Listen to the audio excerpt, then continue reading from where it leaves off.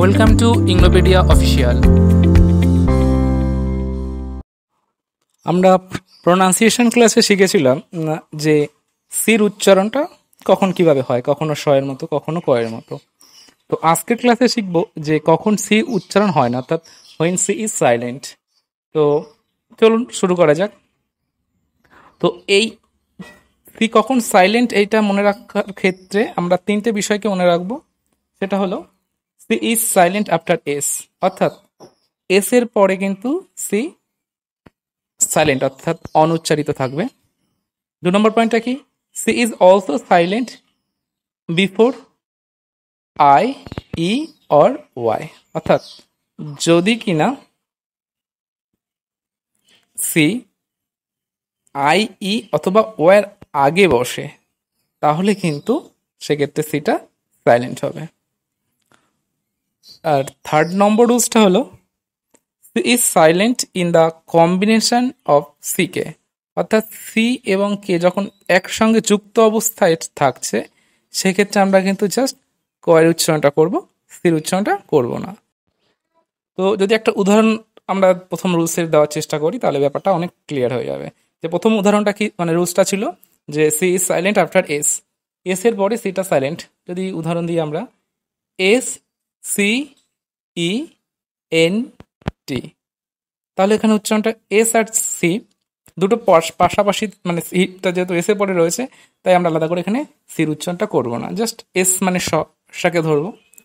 ই, এবার ইটার উচ্চারণ কি হবে, ইটা যেহেতু একটা ভয়েলে দুটো করে সাউন্ড হয়, শর্ট অথবা লং সাউন্ড। আমরা আগে শিখেছি কোথায় শর্ট সাউন্ড কখন লং সাউন্ড হয়। তবুও একটু বলে দিচ্ছি যে যেখানে দুটো ভয়েল পাশাপাশি সেক্ষেত্রে প্রথম ভয়েলটা লং সাউন্ড, অথবা ইর পরে একটা কনসোনান্ট কিন্তু তারপরেও যদি একটা ভয়েল থাকে সেক্ষেত্রেও ভয়েলটা লং সাউন্ড, অথবা শেষে যদি ওয়ারের শেষে যদি ই থাকে তাহলে তার আগের ভয়েলটা কিন্তু লং সাউন্ড হয়। তো এখানে দেখতে পাচ্ছি ইর ক্ষেত্রে কোনোটাই সেই কোনো কন্ডিশনটা এখানে কিন্তু নেই, তার জন্য এটা এখানে কিন্তু শর্ট সাউন্ড হবে। তাহলে এই সাউন্ডটা হবে এ, এন মানে ন, টি মানে ট, বা টটাকে একটু ঠ টাইপ উচ্চারণ করবো আমরা।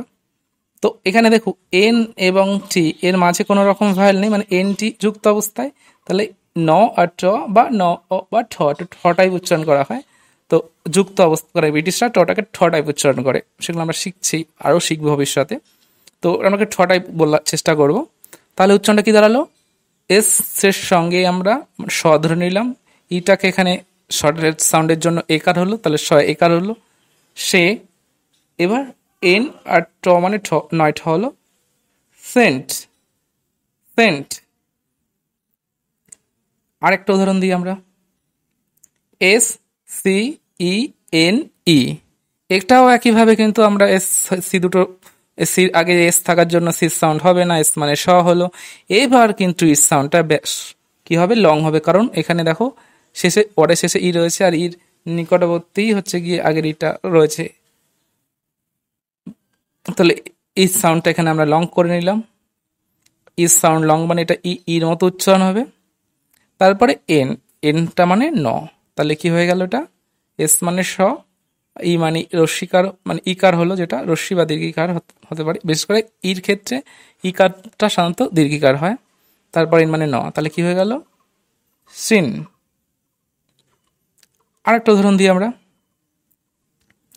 D I S C I P L E, তাহলে এখানে ডি, এখানে আগে আমরা এস এর সির উচ্চারণটা দেখি কি হচ্ছে না হচ্ছে। এখানে এস এবং সি উচ্চারণটা যেহেতু সির আগে কিন্তু এস রয়েছে তাই এখানে কিন্তু এস এস সির সাউন্ডটা হবে না, জাস্ট এস এর সাউন্ডটা স হলো। এবার বাকি আমরা সাউন্ডগুলো উচ্চারণ করার চেষ্টা করি। ডি মানে ড, আই, আয়ের পরে কোনো ভয়েল নেই, একটা ঘর বাদ দিয়েও ভয়েল নেই, শেষে হয়তো ই আছে, এই ভয়েলটা নেবো কিন্তু না, ইর নিকটবর্তী ভয়েল হচ্ছে সির পরে থাকা আইটা, সেটা নেবে। তাহলে এখানে কিন্তু ডির পরের যে আইটা সেটা কিন্তু লং সাউন্ড হবে না, শর্ট সাউন্ডই হবে, মানে ইকার হলো। তারপর এস অলরেডি আমরা জানি স হয়ে গেল। এবার সির পরে যে আই ছিল এই আইটার দেখুন ওয়ার্ডের শেষে যে ই রয়েছে সেই ইর জন্য এখানে কিন্তু আইটা লং সাউন্ড হয়ে গেল। লং সাউন্ড হলে আই সাউন্ডটা হবে আই। এবার পি, পি মানে প, তবে আমরা বলবো ব্রিটিশরা পটাকে একটু ফ ফ ফ এ টাইপের মতো এরকম উচ্চারণ করে, ফ ফ, সেই জন্য এটাকে ফ লিখবো। এবার এল মানে ল, তাহলে যেহেতু প আর ল এর মাঝে কোনো ভয়েল নেই, তাই এখানে কিন্তু আমরা প বা যেটাকে ফ টাইপ উচ্চারণ করছি তার নিচে একটা হসন্ত দেবো, মানে এটাকে যুক্ত অবস্থায় সেটা বোঝানোর জন্য। মানে হসন্ত সিম্বল কথার অর্থটাই হলো যে এর মধ্যে হস অন্ত, মানে এর শেষে কোনো রকম স্বরধ্বনি নেই, উচ্চারণটা হচ্ছে না, সেটা বোঝানোর চেষ্টা করা হয় এই স্বরধ্বনি, এই হসন্ত সিম্বলের মাধ্যমে। তাহলে উচ্চারণটা কি হয়ে গেল?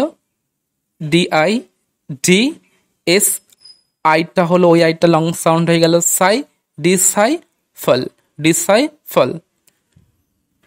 এবার একটা যদি উদাহরণ দিই, সি এল ইউ বি, এখানে দেখুন সির পরে কোনো, সির আগে কোনো এস নেই, তাই কিন্তু এখানে সির উচ্চারণটা কিন্তু অবশ্যই আমরা করব। সির উচ্চারণটা এখানে কি হবে, ক না স, সেটাও আমরা শিখে নিয়েছিলাম, যে কোথায় স কোথায় ক, দরকার হলে আমরা আগের ভিডিওটা দেখে নেব যে কোন কোন ক্ষেত্রে সিটা কয়ের মতো কখন শয়ের মতো হয়। তো এটা আমরা জানি, সির উচ্চারণটা এখানে আমরা সেই রুলসের কথা মনে রেখে আমরা সির উচ্চারণটা করে দিলাম ক। তারপরে ল, এল মানে ল, তাহলে ক আর ল যুক্ত হয়ে যাবে কারণ এর মাঝে কোনো ভয়েল নেই, তাহলে কয় ল।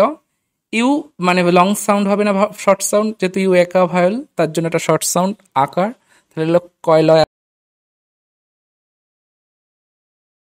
আশা করি ব্যাপারটা বোঝা গেছে। তো আজকে আমরা জাস্ট এই ফার্স্ট রুলসটাকে আলোচনা করলাম, পরের দিন আমরা এই বাকি যে রুলসটা করা হয়েছে সেটা আমরা এক্সাম্পলের সাহায্যে বোঝার চেষ্টা করব।